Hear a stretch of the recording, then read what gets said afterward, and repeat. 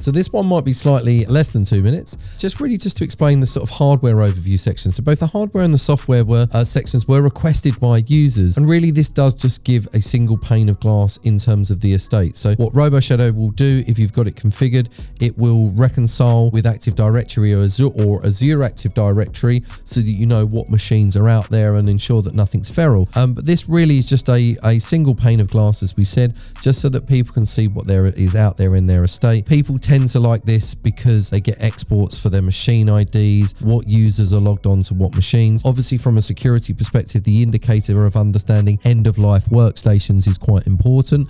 So that gives you an indicator there if there's any OSs that need to be upgraded. Usually in this day and age, we're all sort of Windows 10 or above, which is fine. This is usually more pertinent for server architecture and server operating systems, which quite often get left a little bit more feral.